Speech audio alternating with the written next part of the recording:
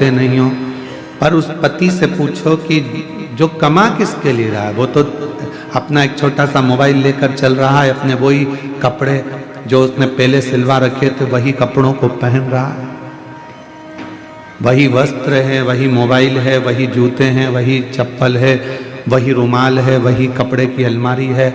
पत्नी कपड़े खरीद लेती है, बच्चे कपड़े खरीद लेते हैं, बेटियां कपड़े खरीद लेती हैं, बेटे कपड़े खरीद लेते हैं, उनका मन करता है तो मोबाइल भी बदल लेते हैं। पर कोई बाप से पूछे कि पिता आप ना कपड़े बदलते हो, आप ना घड़ी बदलते हो, आप ना जूते लाते हो, आप वही क्या करूंगा लेकर चल रहा है, तुम्हारी उम्र है तुम पहनो, तुम्हारी उम्र है तुम पहनो, तुम्हारी उम्र है तुम धारण करो। और वो अपनी पूरी जिंदगी केवल तुम्हारे लिए निकाल देता है, केवल तुम, पूरा जीवन।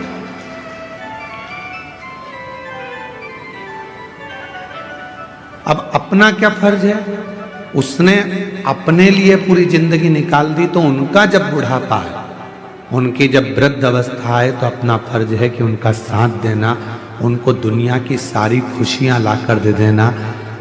20, 25, 50, 30, 40 साल जितने साल जिएंगे उतने साल उनकी जिंदगी में इतनी खुशियां दे दो कि वो भी परमात्मा से कहें कि संतान देना तो ऐसी देना और इसको खूब बरकत देना, खूब उन्नति, इनकी जिंदगी में खूब भंडार भर देना, इनको कोई दुख मत देना, इनको कोई तकलीफ मत देना, इनको कोई कष्ट नहीं देना।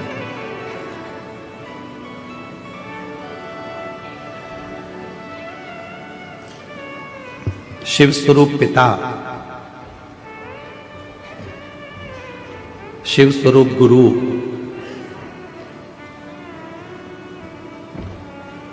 जब संसार सागर में हमको मिल जाते हैं तो वह हमारी जिंदगी को सार्थक बना देते हैं, हमारे जीवन को सार्थक।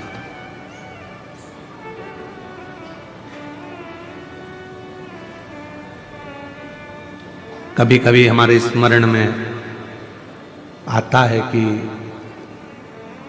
शायद पिता दुनिया की सबसे बड़ी दौलत होती है, और वह अनुभव करोगे आप भी एक दिन, जब आप स्वयं पिता बनोगे तो अपने पिता को याद करोगे कि मेरे पिता दुनिया की सबसे बड़ी दौलत थी, दुनिया की सबसे बड़ी पूंजी थी। मेरा पिता खुद के लिए कभी नहीं जीता, वो परिवार के लिए, पत्नी मुझे ये लाना है, हाँ लिया, मुझसे मत पूछ, लिया, मुझे ये करना है, हाँ कर ले, तेरे को जब मर्जी पड़े वो कर। माँ पापा, बेटी कहती है मुझे ये करना, कर ले, बेटा कहता है मैं पापा ये करना, कर ले, वो कोई हस्तक्षेप करता ही नहीं, वो पिता है, वो जानता है। अपनी जिंदगी को, अपने जीवन को सफलता की ओर वही लेकर जाता है जिसने जिंदगी में थोड़ा संघर्ष किया हो। पैसा कमाओगे, लोग जुड़ेंगे, सब आपके पास आएंगे, जो चाहिए वो आपके पास होगा।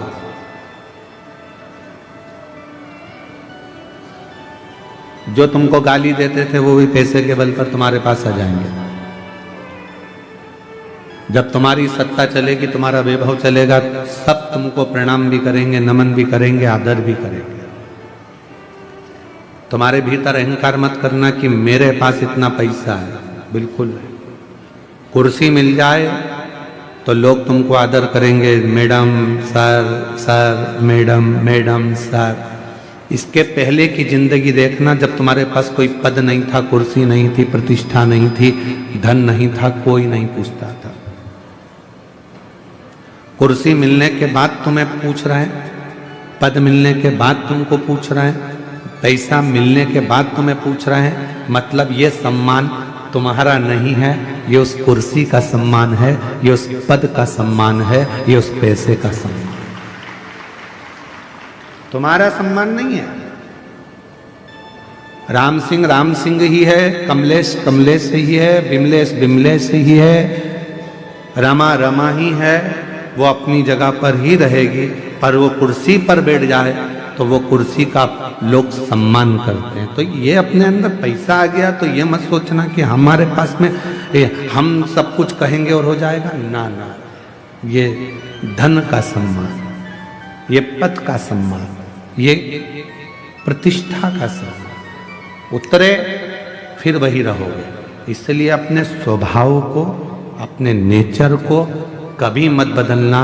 आज है, कल नहीं होगा, तो भी इन्हीं के साथ रहना है, इनसे ही बात करना है, इनसे ही। थोड़ा धन बढ़ा और सबने पूछना चालू कर दिया आपको, अरे काका जी और चाचा जी और नाना जी और फूफा जी और मामा जी और ये और वो, सब ने पूछा। और जब नहीं था कोई पूछने नहीं आता था।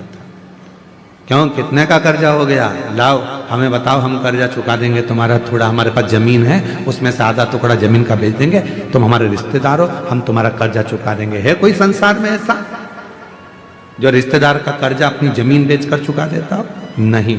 फिर धीरे धीरे तुमने तो नहीं दिया, उसने मेहनत करी, संघर्ष करा, परिश्रम करा, फिर खड़ा हुआ और फिर आगे बढ़ा। अब जितने रिश्तेदार थे वो कहते हैं ये तो हमारा ही अपना वाला है, अपने ही परिचित है, अपना ही है।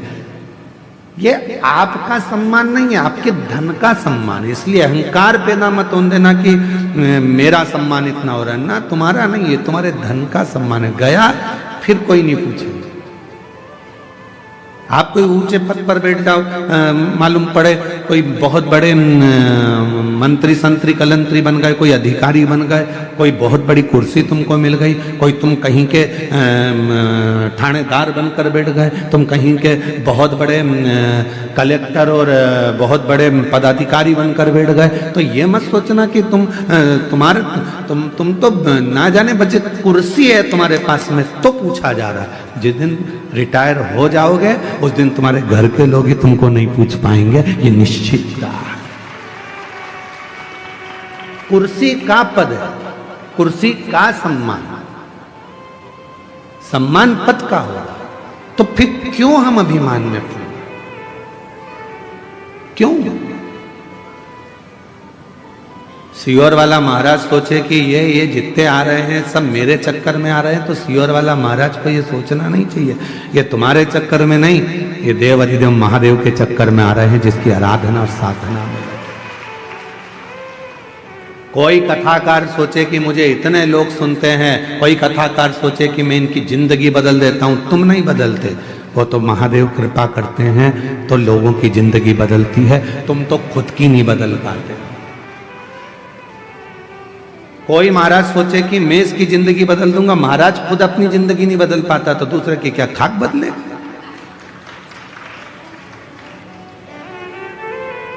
कभी ये विचार मत करना कि मैं कुछ कर रहा हूं। भोले आपकी कृपा से सब काम हो रहा, शंभु आपकी कृपा से सब कल जितेंद्र जी के, जयसवाल जी के बड़े बेटे प्रियांशु जी बोल रहे थे कि गुरुजी पापा को बहुत चिंता थी इस कथा की, समय कम था, 5 दिन में तैयारी करना थी। जितेंद्र जी कितने दिन की तैयारी? 5-6 दिन की तैयारी थी, 5 दिन में तैयारी करना थी। और कैसे होगा? प्रियांशु बता रहे थे आपके सुपुत्र कल की पापा को रात को 1-1, 2-2 बजे तक नींद नहीं आती थी, पूरी नींद उड़ गई थी। कहाँ? जिस दिन तक आप नहीं आए गुरुजी, उस दिन तक पापा को चिंता रही, और जैसे ही आप आए उसके बाद पापा ने सब भोलेनाथ पर छोड़ दिया। तो हम कहें जितेंद्र जी आपको साधुता की, आपके भीतर ये जरूर है कि आपने शिव पर आश्रित हो गए, शिव पर आश्रित। आज पूरे क्षेत्र में, कांकेर क्षेत्र में जितने भी जायसवाल परिवार होंगे अपने आप को आज गौरवान्वित महसूस कर रहे होंगे कि हमारे कम से कम आज कुल में, परिवार में किसी ने शिव महापुराण की कथा करवा कर अपने जीवन को और हमारे कुल को सार्थक कर दिया, साधु कर देता। कब तक टेंशन है? जब तक हमने अपने ऊपर जवाबदारी ली। आपसे एक बात पूछें, जरा उत्तर दीजिएगा। फैक्ट्री में टेंशन नौकर को रहता है कि सेठ को रहता है? जम के बोलो, सेठ को। दुकान में टेंशन सेठ जी को रहेगा कि नौकर को रहेगा? सेठ जी। तुम्हारा बिजली का बिल जमा हुआ कि नहीं हुआ, नौकर को कोई मतलब नहीं है। तुम्हारे घर में क्या बन रहा है, नौकर को कोई मतलब नहीं है। तुम्हारी कमाई हो रही कि नहीं हो रही, नौकर को कोई मतलब नहीं है, सेवक को कोई मतलब नहीं है। तुम कितने पैसे कमा रहे, नौकर को कोई मतलब नहीं है। उसको तो केवल एक चीज से मतलब है कि 1 तारीख को मुझे जो तनख्वाह मिलती है 8,000, 10,000, 15,000, वो मुझे मिल रही है कि नहीं मिल रही, वो मुझे प्राप्त हो रही है।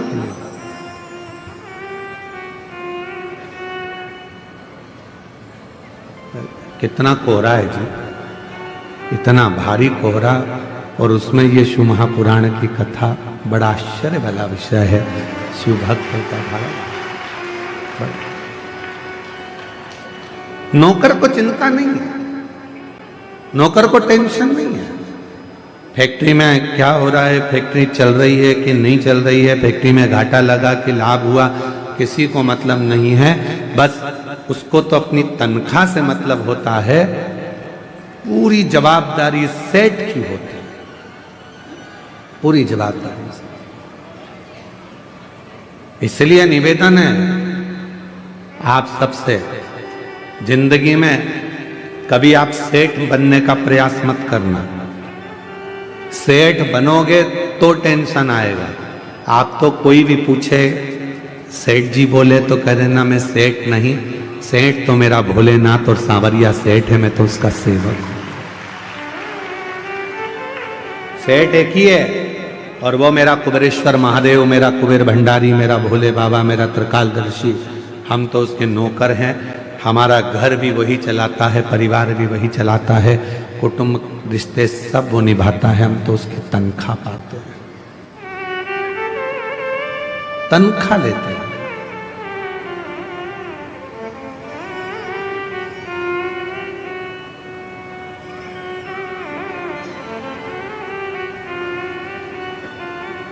तेरी नौकरी सबसे सुंदर है बाबा, उससे बढ़कर कुछ नहीं, कुछ नहीं, उससे जोरदार कुछ है ही नहीं।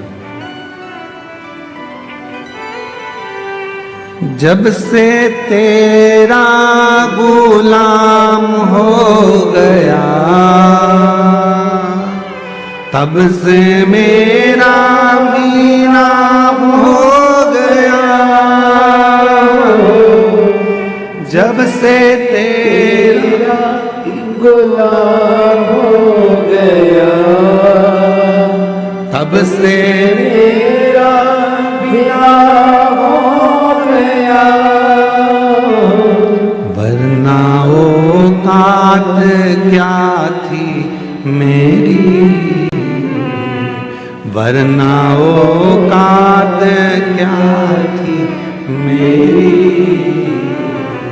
सबसे बढ़िया है सबसे खरी, भोले बाबा तेरी नौकरी।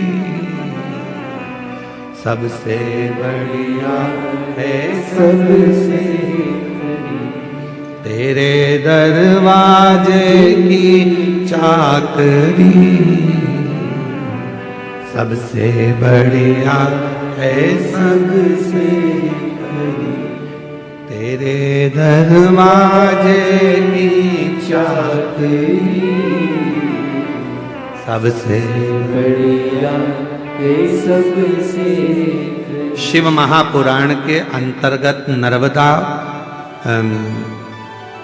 रेवा खंड में स्कंद पुराण के वर्णन आता है। रेवा खंड, स्कंद पुराण के रेवा खंड में वर्णन आता है कि जब कोई संसार का मनुष्य शंकर जी की कथा में, शिव के मंदिर में, माई रेवा के तट पर, भगवान शिवालय में या शिव महापुराण में किसी का मुख भी अगर झूठा करा देता है तो उसका भंडार स्वयं भोलेनाथ भर जाता है। इसीलिए आपने देखा होगा कई लोग बिस्कुट लेकर आते हैं, कोई अपने घर से पोहा बना कर लाता है, कोई भजिया बना कर ले आता है, कोई तिल्ली का लड्डू ले आता है, कोई खिचड़ी बना लाता है, कोई बिस्कुट, कोई टॉफ़ी, कोई सामान लाता है और एक दूसरे को थोड़ा थोड़ा मुख झूठा करा देते हैं। कोई लोग पानी के पाउच बांटते हैं, कोई पानी की बोतल बांटता है, जो जिससे बन जाए। कोई घर में थर्मस में चाय बना कर ले आता है, 10-20 लोग जो पास में बैठे रहते हैं उनको चाय पिला देता है। अर्थात मुख झूठा कराने का वर्णन भी हमारे यहाँ स्कंद पुराण के रेवा खंड में वर्णन आता है कि जो माँ रेवा के तट पर भगवान शिव की शरणागति में, शिव के शिवालय में, शंकर की कथा में अगर आए हुए शिव भक्तों को यदि मुख भी झूठा करा देते हैं तो उसके घर की अन्नपूर्णा कभी शिव समाप्त नहीं होने देते, उसका भंडार भरता है। ये शिव है, ये शिव। और हमको ये वनवासी आदिवासी क्षेत्र की कथा थी तो हमको ऐसा लगा था कि ना जाने यहाँ भक्त आएंगे तो यहाँ पर मुख झूठा कराएंगे कि नहीं कराएंगे, पर हमने रोज देखा प्रतिदिन दूर दूर से जो भक्त आते थे, साधारण गरीब बड़े भी अगर आते थे, अपने झोले में थोड़ी सी टॉफी लेकर आके लोगों को खिला जाते थे, बिस्कुट खिला जाते थे।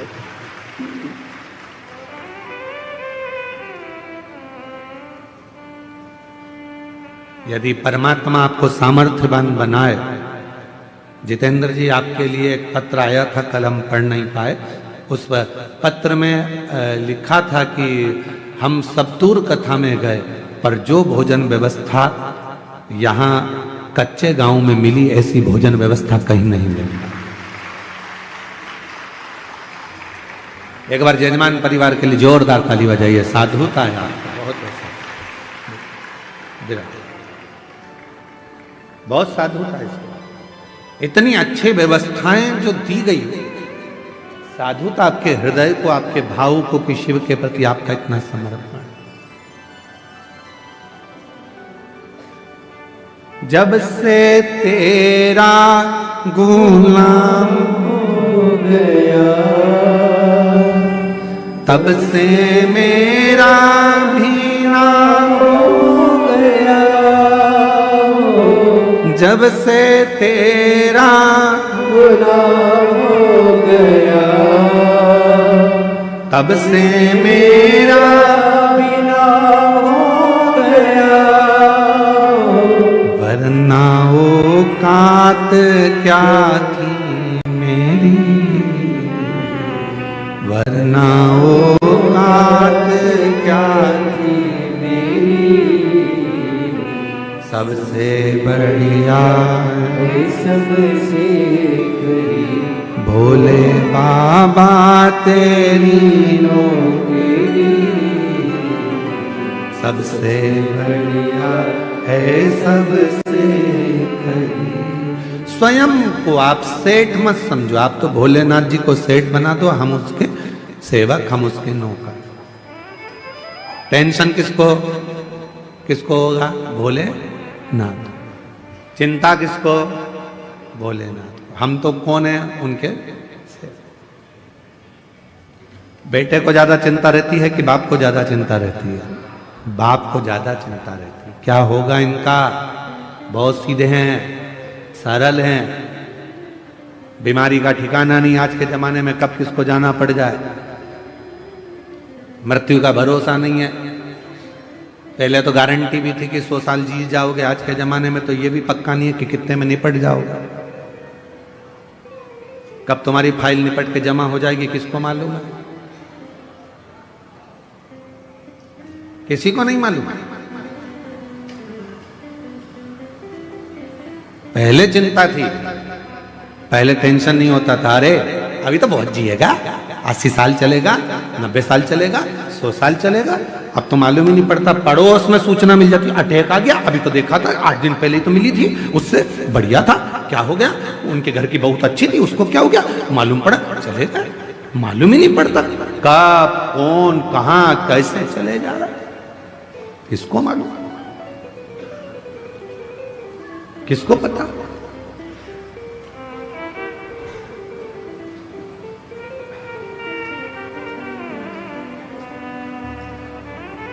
सुबह उठा करो ना रोज सुबह सुबह, सबसे पहले उठते से ही, सबसे पहले उठते से ही जैसे तुम्हारे नेत्र खुले सो के उठो, वैसे ही भले पलंग पर पड़ी पड़ी आंख खुलते से ही भगवान को धन्यवाद देना, आज फिर जिंदा उठा दिया, आज फिर जिंदा उठा दिया। मालूम पड़े रात को सो रही थी और निपट गई तो किसको मालूम,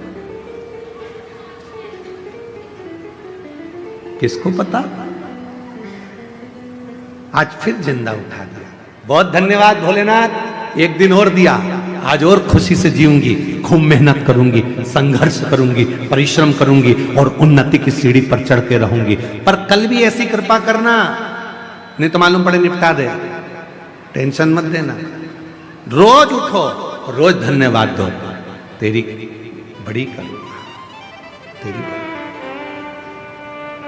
सुबह पहले रात को सो तो जम के बोलकर सो, पास में पति है, पत्नी है, बच्चे हैं, जो भी हैं परिवार में, सोने से पहले एक बार सबसे कहो श्री शिवाय नमस्तुभ्यम। उठो तो धन्यवाद दो, आज फिर उठ गई हूं तेरी कृपा से, तेरी करुणा से, बड़ी करुणा।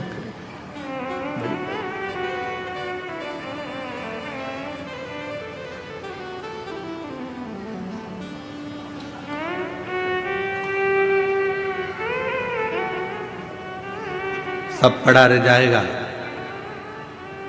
अलमारी में कपड़े भी धरे की धरे रह जाएंगे,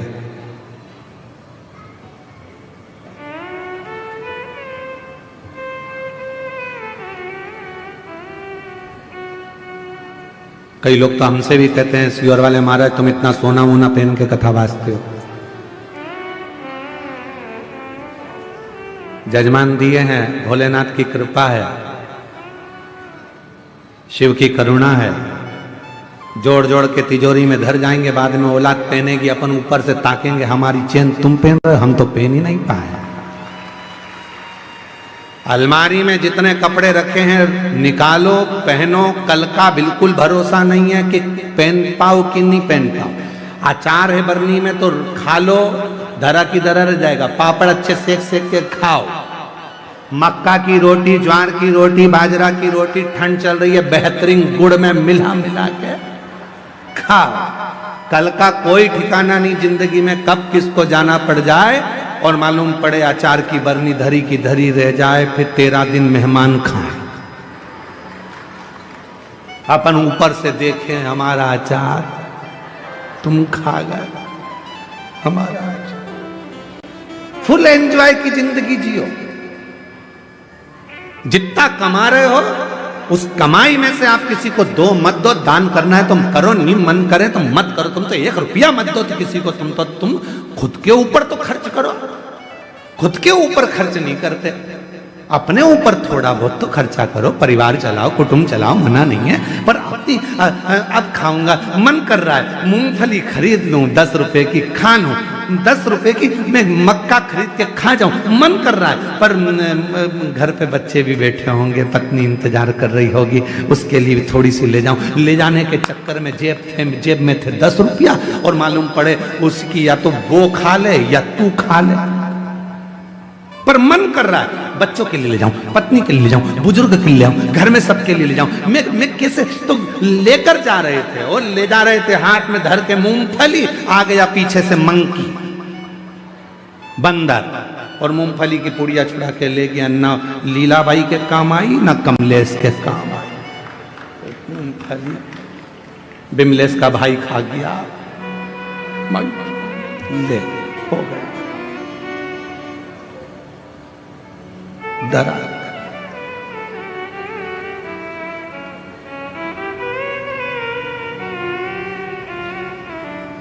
उस समय पर कोई नहीं आएगा, कोई भी नहीं, सारा घर परिवार सब धरा। एक बात और सुनो, बहुत अच्छी सुंदर बात है। देखो, जिस स्कूल में तुम पढ़ाई कर रहे हो उस स्कूल की बस बच्चों को लेने आती है। सही है कि गलत है? अरे बोलो तो जम के। तुम्हारे यहाँ है ऐसा है कि नहीं है? कांकेर जिला में जो स्कूल में पढ़ाई करते हो उस स्कूल की बस लेने आती है, टीचर को भी लेकर जाती है और स्टूडेंट को भी लेकर जाती है, बच्चों को। जिस कॉलेज में पढ़ाई कर रहे हो उस कॉलेज की बस लेने आती है, जिस फैक्ट्री में नौकरी कर रहे हो उस फैक्ट्री की बस लेने आती है। तुम बहुत बड़े ओहदे पर जज बन गए, अच्छी कुर्सी पर बैठ गए, तो सरकार की गाड़ी तुमको लेने आती है। तुम बड़े अधिकारी बन गए तो सरकार की गाड़ी तुम्हें लेने आएगी, छोड़ने जाएगी। बोलो सही है कि गलत है? बोलो तो सही है ना? ज्यादा तेज ठंड तो नहीं लग रही है? हाँ तो फिर बोलते जाओ, सही है? हाँ, स्कूल की बस स्कूल के बच्चों को लेने आ रही है, कॉलेज की बस कॉलेज के बच्चों को लेने के लिए आ रही है, प्राइवेट कंपनी की बस प्राइवेट कंपनी के लोगों को लेने आ रही है, और सरकार की बस सरकारी कर्मचारी को लेने के लिए आ रही है। अब वो तुम वहां नौकरी कर रहे हो इसलिए वो तुम्हें लेने आ रही है, वो तुम वहां पढ़ाई कर रहे हो इसलिए तुम्हें लेने आ रही है। दूसरे स्कूल के बच्चे को थोड़ी ना बिठा के ले जाएगी, दूसरे कर्मचारी को थोड़ी ना बिठा के ले जाएगी। उसी तरह जिस कंपनी में काम कर रहे हो उस कंपनी की बस तुम्हें लेने के लिए आती है। अब आज से एक बात याद कर लेना, अपन सब शंकर जी की कंपनी में काम कर रहे हैं, इसलिए आखिरी में शंकर की कंपनी की बस लेने के लिए कोई दूसरी बस अपने को लेने नहीं आएगी।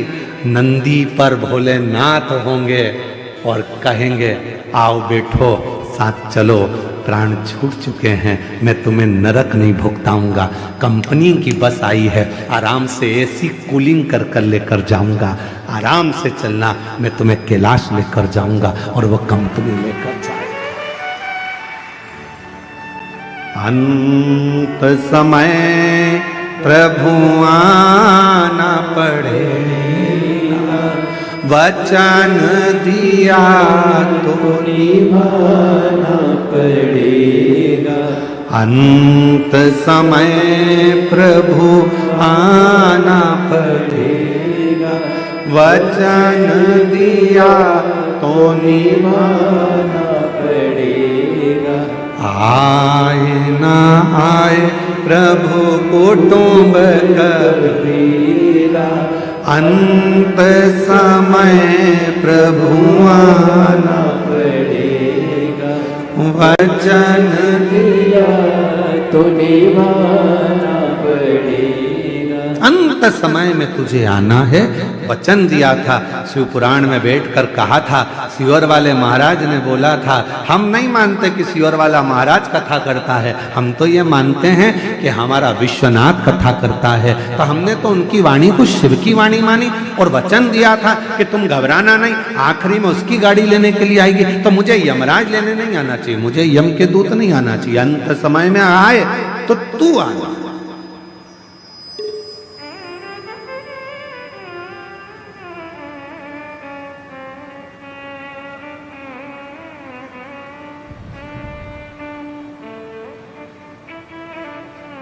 और वो महाराज सज धज के जिस दिन मौत की शहजादी आएगी, न सोना काम आएगा,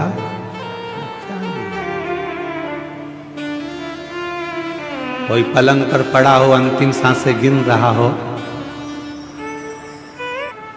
आप लोग किसी को हॉस्पिटल में देखने गए हो कभी कि नहीं गए? बोलो बोलो, जम के बोलो। गए हो? हॉस्पिटल में जाके क्या बोलते हो? मामा जी। अब वो बेचारा ऑक्सीजन लगी मुंह में, वेंटिलेटर पे पड़ा, और तुम मामा जी, मामा जी समोसा ला दूं, मामा जी गुलाब जामुन, मामा जी 50,000 रुपए रख दूं तुम्हारे पलंग के पास। मामा जी ऑक्सीजन मुंह में लगी, मन में सोच रहा निकल जाए यहां से बाहर। मर रहा और 50,000 रुपए क्या ऊपर लेके जाऊंगा? जब अच्छा था तो समोसा नहीं खान दिया, मुंह में ऑक्सीजन लग रही है। क्या करूं उस धन का? मरने वाले व्यक्ति को ना समोसा चाहिए, ना गुलाब जामुन चाहिए, ना तुम्हारा धन चाहिए। मरने वाले व्यक्ति को तो केवल शिव का नाम चाहिए कि वो बचा लाए, काल के ग्रास से छुड़ा कर लिया है। अकाल मृत्यु वो मरे जो काम करे चंडाल का, और काल उसका क्या बिगाड़े जो भक्त हो महाकाल का।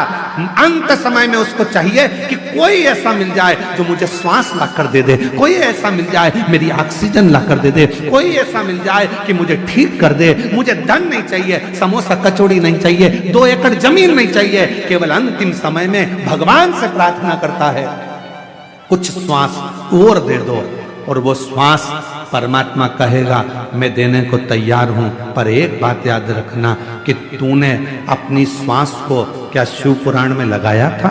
2-3 घंटा की कथा सुनने कभी गया था? हाँ, अगर तो 3 घंटे की कथा सुना है तो उसमें जितनी श्वासें निकली है तेरी, उतनी श्वास मेरे खाते में लिखी है। जा, एक काम करता हूं और थोड़े साल तेरे को दे देता हूं, और भजन कर लेना।